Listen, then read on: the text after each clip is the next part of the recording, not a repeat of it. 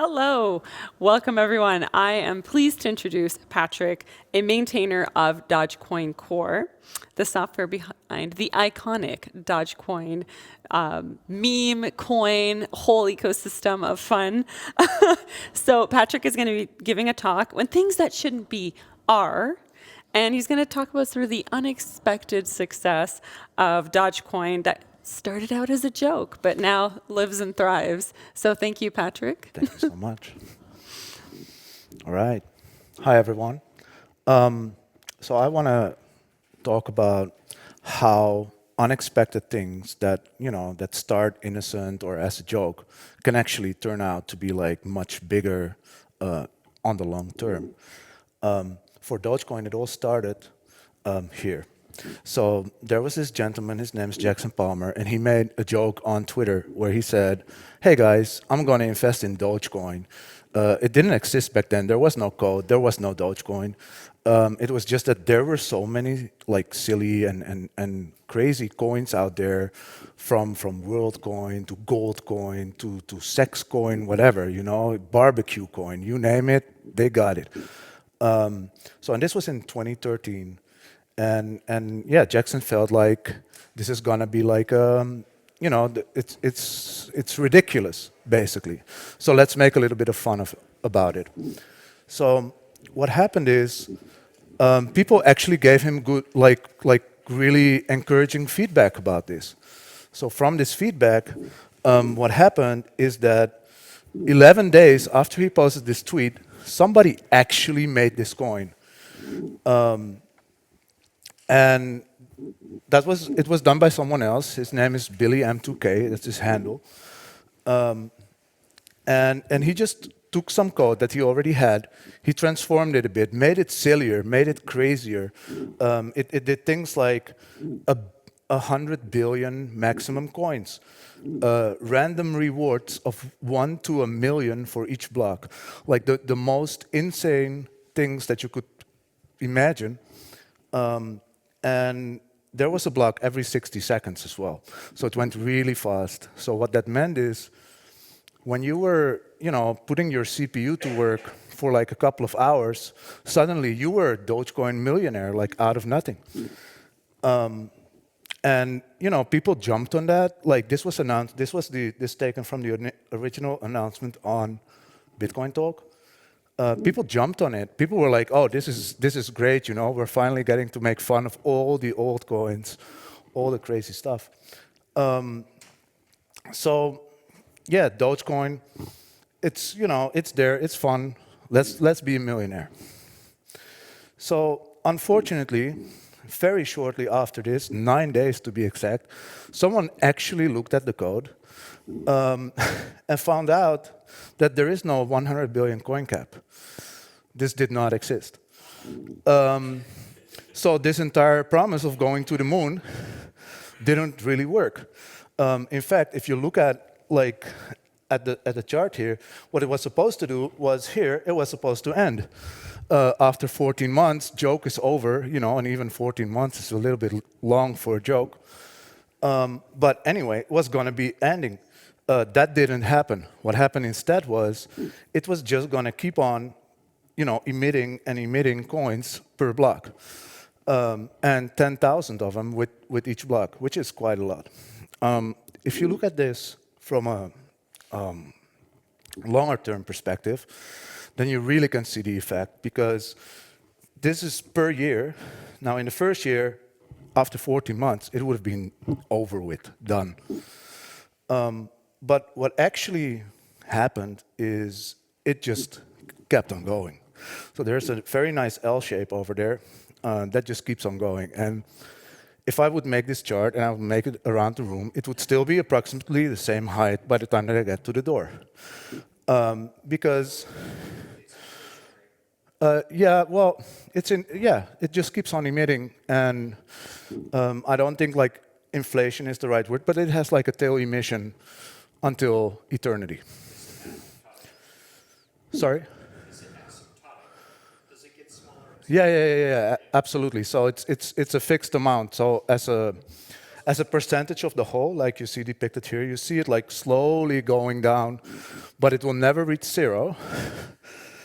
And but it will take some time. So currently, the estimate is that it will emit about 1% of the entire supply around 2072. Now, this is a big change. Why? Because we had something that was going to die that suddenly is looking at like a 60-year time frame just to get to a 1% increase. So because of this, it's like a reality change. It was actually a choice of the guys that were in the project team to just not touch it. Like, okay, this is what we have, code is law, here we go. So after this became clear, and that was really like after 9 days, and Christmas was in between, and then a decision was made to, okay, nobody's gonna fix it. There were some other issues because, yeah, random rewards are really nice, except when you can predict what the reward is going to be, and you have no other way in a POW scheme to basically reward, to predict your own reward for the next block. You have to know it before you start mining. So there were like people who were addressing these kind of things over time and said, okay, we have to do something about these rewards. Why? Because there were entire pools that were predicting, is the next block, am I going to put my hash power to Dogecoin, or am I going to put it to Litecoin? Am I going to put it to someone else?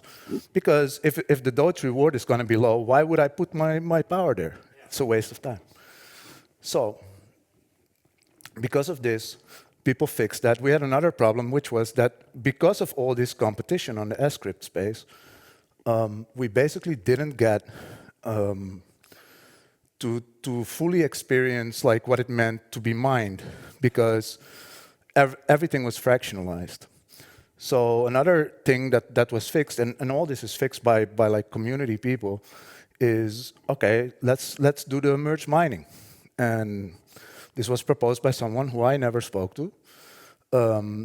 And so merge mining. So merge mining is, I'll explain merge mining. Merge mining is basically, if you say upfront, through a cryptographic proof, you say upfront, this Doge block is gonna be proven by another block, and you include that proof in the block that you're mining, then we can take that proof as if you were mining Dogecoin. Because you prove you do the work, and we make sure that it can be done only once. So because of this, Dogecoin basically became like widely mined in September 2014.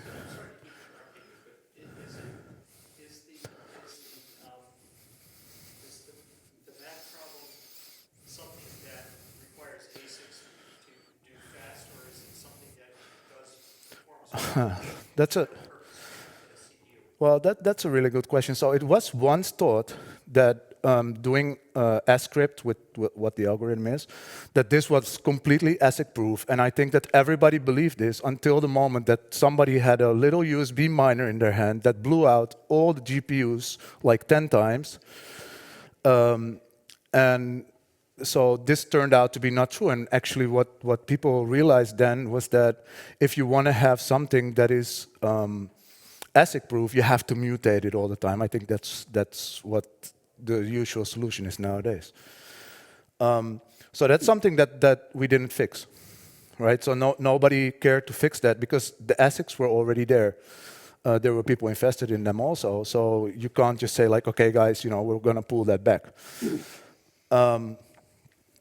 So basically, by September 2014, everything was ready to be fixed, and suddenly we had a result. And the result was we had an accidental cryptocurrency. And this is opposed to most other cryptocurrencies from that time, not all of them, but a significant amount, which all started very serious with a great goal and everything, and then turned out to be a joke. But Dogecoin was a joke, and it really went the opposite way. So there's no number go up mechanism in Dogecoin because it inflates. The only number that goes up is the amount of Dogecoin. And the people that use it, well, eventually. More on that later. So, and there's no real narrative because there is nothing to narrate, right? Like there's not something to say like, oh, you'll get rich, because there is nothing that will make that so. There is, that we cannot say like, hey, there's great smart contracts in here, because there aren't any. So it just is. It's just sitting there, and basically nobody can tell you what to do. You'll have to make it by yourself. So what I was wondering about for a longer time is, okay, so why then is it still alive? Because you have no narrative. Like, it's not like you can have a gang of maxis out there that say, hey, you have to buy Dogecoin because it's going, well, you can't say that, it's going to the moon, but it's a joke also. So what I looked at to start with is, okay, so how did like developers interact with Dogecoin? So this is from Electric Capital, I think, and they basically track through an open GitHub the entire ecosystem of many different coins. And what you can see is here is that like when it got finished, when basically the fixing got finished, there was almost no developer interest.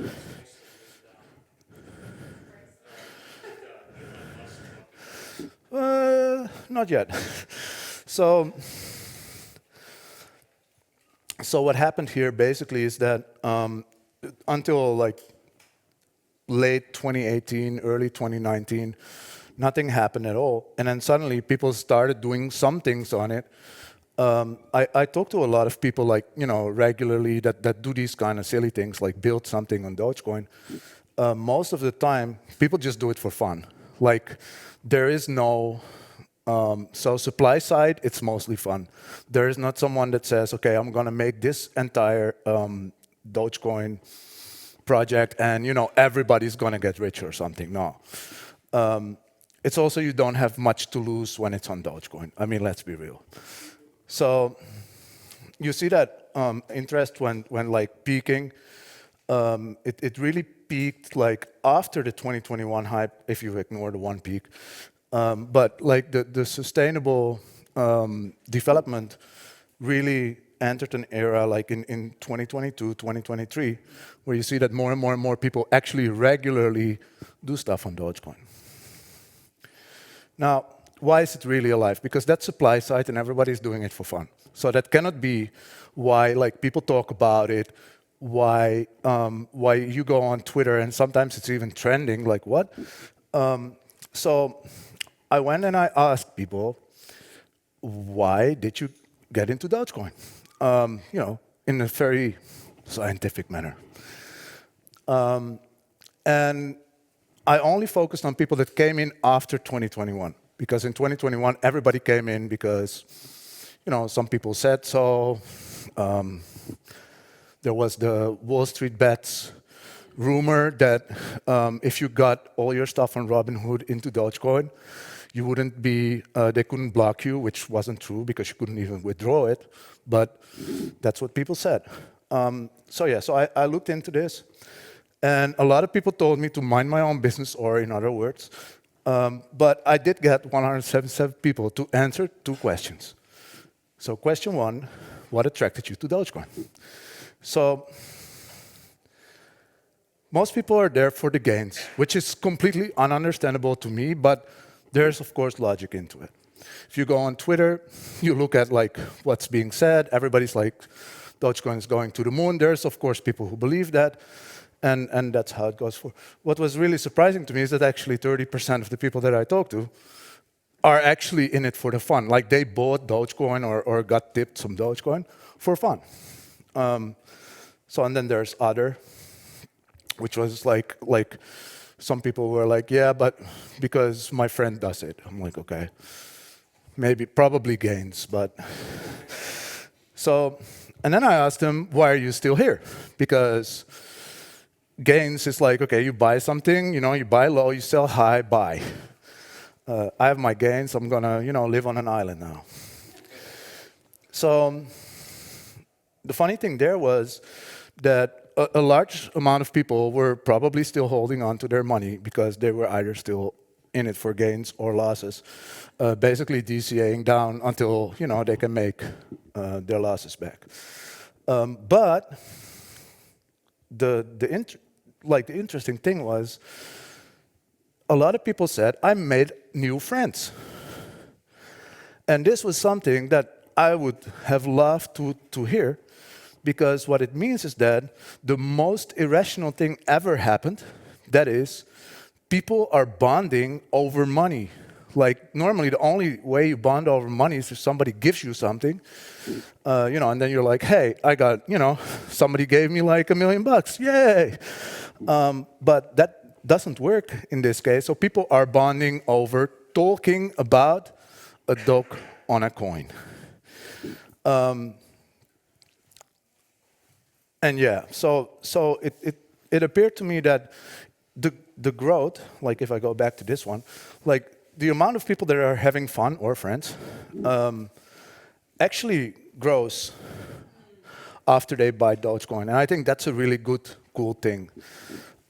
This morning at the opening speech, Michael said something interesting where he asked people, like, let's just be friends, basically.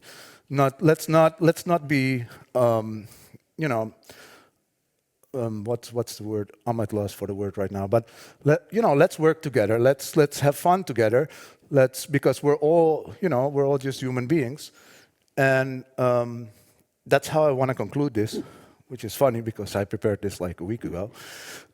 So it doesn't matter what happens. The biggest joke can become a long-term stable cryptocurrency.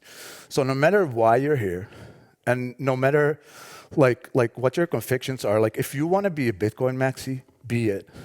Like even if you want to be a Dogecoin maxi, be it. But be aware that it sounds pretty stupid. But make sure that the journey that you're going to take, that this is going to be absolutely amazing, and make it so for others. And I think that with that, I'm done.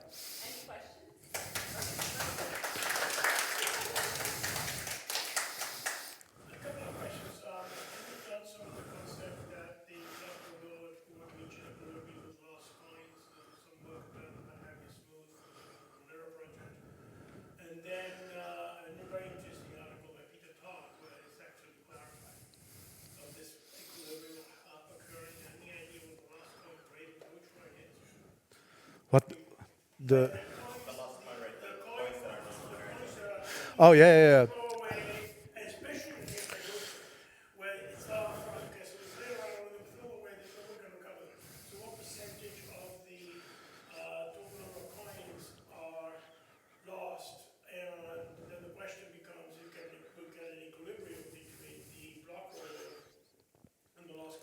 So I think at this moment, the known lost coins on Dogecoin is something like 15 billion. So that's 10% of the entire supply. Some of them were burned on purpose. Some of them are in an exchange wallet that got lost after the owner got arrested in 2014. So there's a bunch of those, but I think like verifiably lost, that's 15 billion. So that's like a significant amount. At this point, yes. Yes. But it's not, that's of course not an annual thing, right? So annually, so this is over a period of over a decade. So if we would annualize that, then it means that it's like 1.5% per year. Oh, absolutely. So I think it's believed by most people, and I think Peter Todd was one of those that said like at 1%, it's going to be like imbalance forever. The problem, of course, for Dogecoin is that there is no 1% limit. It will go under that as well. So we'll have to see how that works out.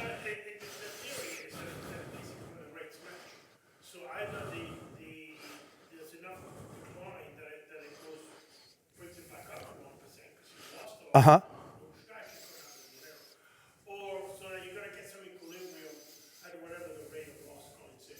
Yeah, yeah. That's essentially the That's But the price goes up. Well, price not necessarily the opposite direction. But price doesn't necessarily mean that the rate of loss coins goes up. no. But in terms of like, from if you look at it from a purely economic perspective, if you were at equilibrium with the amount being created, just only considering market forces, right, you would expect that the price would be also like plateauing, Yes. which we don't see. Well, no, when you see a price plateauing, if there's no growth in the market, and the market just... Well, if the market goes down, if there's no growth, right? There's growth in the chain, then you've got... Because you have demand, basically, you're dealing with the equation of the chain. Exactly, yeah. So that's why a lot of people call like the coin emission, they call that inflation by itself, but that is not inflation. Like inflation is not just the act of printing, it's also the value of what you're printing, right? So that's how, you know, in the US they can double the money supply and only have 15% inflation in a year. Yeah, no, I mean, but that seriously happens. Simply the economic effects of printing money are not one-to-one with the Exactly. velocity of money, right? Exactly, and you can see that on Dogecoin, and you can compare that to the markets. Which, by the way, yeah, I've given up. So that's why there was also no market chart in here, because I've given up.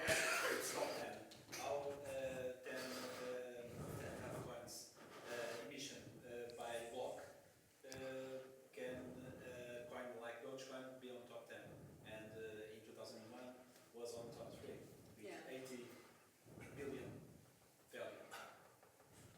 Yeah, I mean, and that is, so it has, market is really different from technology, and I think, you know, Bitcoiners know that too by now. At least, you know, maybe the trend is like this, but from year to year, you don't know what's going to happen, and before you know it, some exchange dude will steal all your coins. You know, like, yeah, but that happens all the time. Let me say something. I work on a scale of the mirror, and I can say that I consider Dogecoin one of the few viable coins left. Thank you.